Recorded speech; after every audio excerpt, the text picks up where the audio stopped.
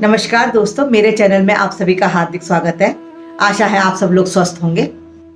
दोस्तों, आज मैं आपके साथ होलाष्टक के बारे में जानकारी शेयर करूंगी और साथ ही मैं आपको यह भी बताऊंगी होलाष्टक में हम शुभ कार्य क्यों नहीं कर सकते हैं और हम होलाष्टक में कौन से कार्य कर सकते हैं। दोस्तों, इस बार 2022 में होलाष्टक 10 मार्च बृहस्पतिवार से शुरू हो रहे हैं। होलाष्टक शब्द होली प्लस अष्टक मिलकर बना हुआ है, जिसका अर्थ होता है होली के 8 दिन। होलिका दहन से पहले के 8 दिनों को होलाष्टक कहा जाता है।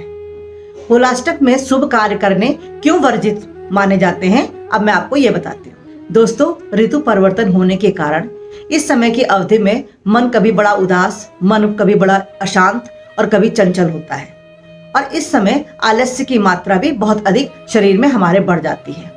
और चूंकि इस महीने सूर्य मीन राशि में संचरण कर रहे होते हैं, यानी कि मीन संक्रांति होती है और मीन राशि में सूर्य के जाने के कारण इस समय को खर मास भी कहते हैं।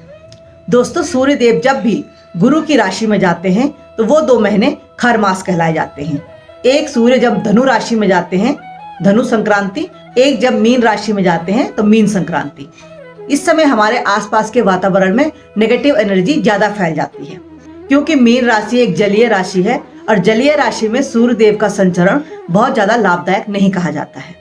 इसलिए इस समय शुभ कार्य करना भी वर्जित कहे गए हैं। दोस्तों, होलाष्टक में शुभ कार्यों में सबसे महत्वपूर्ण 3 कार्य आते हैं। इन कार्यों को करने से हमें जरूर बचना चाहिए। पहला कार्य है भवन निर्माण। हमारा भवन निर्माण अगर पहले से चल रहा है तो ठीक है, लेकिन इस समय हमें बुनियाद नहीं खोदनी चाहिए। इस समय हमें नए घर के निर्माण की शुरुआत नहीं करनी चाहिए। दूसरा महत्वपूर्ण कार्य है विवाह संबंधी। इस बीच जब सूर्य मीन राशि में संचरण कर रहे हैं, इस समय हमें विवाह संबंधी कोई भी कार्य नहीं करने चाहिए। विवाह, सगाई, कोई भी कार्य हमें नहीं करने चाहिए। माना जाता है कि इस बीच खर मास में की हुई सगाई सफल नहीं होती है और अगर विवाह हो भी गया तो वो विवाह ज्यादा समय तक टिकता नहीं है और आगे चलकर स्थिति विकट हो जाती है। इसके विवाह संबंधी कोई भी कार्य हो उसे भी हमें इस समय अवॉइड करना चाहिए। और तीसरा सबसे महत्वपूर्ण कार्य है कि हमें किसी भी नए व्यवसाय की शुरुआत इस समय नहीं करनी है। हमारा कोई बिजनेस पहले से चल रहा है वो सही है, लेकिन हमें इस समय नया बिजनेस कतई शुरू नहीं करना है, विशेषकर होलाष्टक में तो बिल्कुल भी नहीं। दोस्तों, इन 3 महत्वपूर्ण कार्यों को होलाष्टक में करने से बचना चाहिए। लेकिन अगर हमारे घर में किसी शिशु का आगमन हो गया है, कोई बच्चा इस समय जन्म ले, तो उससे संबंधित कोई भी कार्य करना वर्जित नहीं है। हम उन कार्यों को आराम से कर सकते हैं, जैसे कि बच्चे का नामकरण करना इत्यादि। कोई भी हवन, पूजा पाठ बच्चे को लेकर करना है उसे हम कर सकते हैं। इसके अलावा अगर हमारे परिवार में किसी की मृत्यु हो गई है, उससे संबंधित कार्य करने भी होलाष्टक में वर्जित नहीं है। जन्म और मृत्यु से संबंधित कोई भी कार्य करने होलाष्टक के बीच में अशुभ नहीं माने जाते हैं। लेकिन हाँ, शुभ कार्य और मंगल कार्य करने से हमें बचाव करना चाहिए। जैसा कि आप देखते हैं, होलाष्टक से छुटपुट होली मनानी शुरू हो जाती है और वह अलग अलग शहरों में, अलग अलग प्रदेशों में अलग अलग तरह से मनाई जाती है।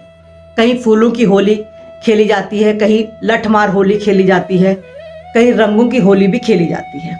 इस तरह अलग अलग जगहों पर अलग अलग तरह से होली मनानी शुरू हो जाती है।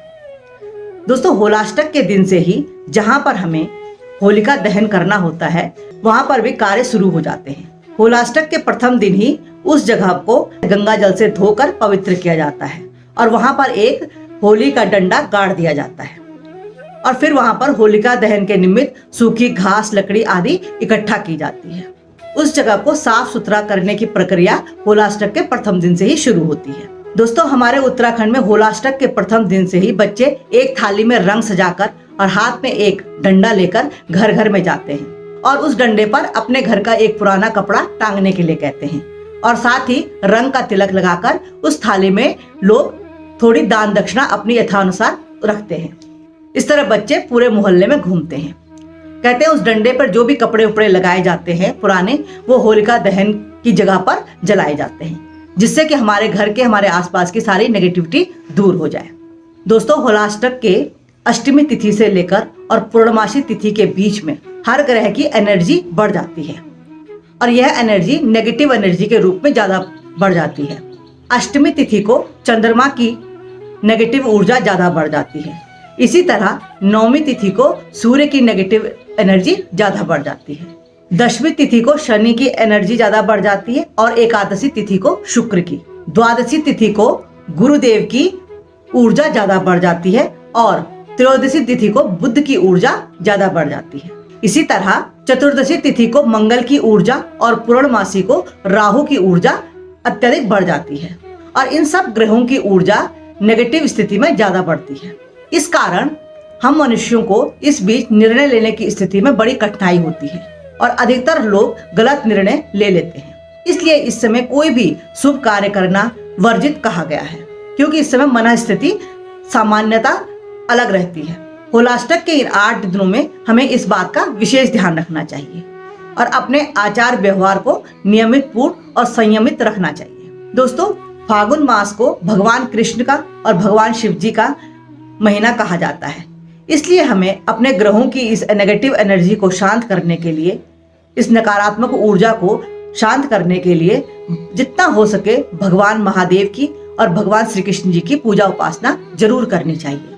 उनकी पूजा उपासना से ग्रह शांत रहते हैं। दोस्तों, होलाष्टक के दिन से हमें ऐसे कार्य शुरू करने चाहिए जो हमारे मन में प्रसन्नता लाए।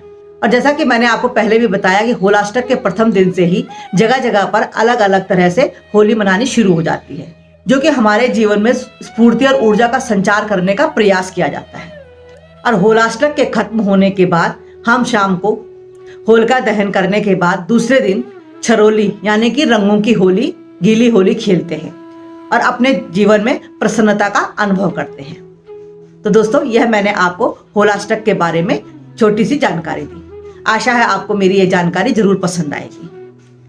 आप भी होलाष्टक के इन 8 दिनों में अपने जीवन को संयमित रखिए, पूजा उपासना करके अपने ग्रहों की पॉजिटिव एनर्जी को एकत्र कीजिए और अपने जीवन में सुख का अनुभव कीजिए, प्रसन्नता का अनुभव कीजिए। मेरे सभी दर्शकों को होली की ढेर सारी शुभकामनाएं। इसी के साथ मैं आपको अगले वीडियो में बताऊंगी कि हमें होली में किन किन बातों का ध्यान रखना चाहिए और साथ ही मैं आपको यह भी बताऊंगी कि किस राशि के लोगों को कौन सा रंग ज्यादा लाभदायक होगा।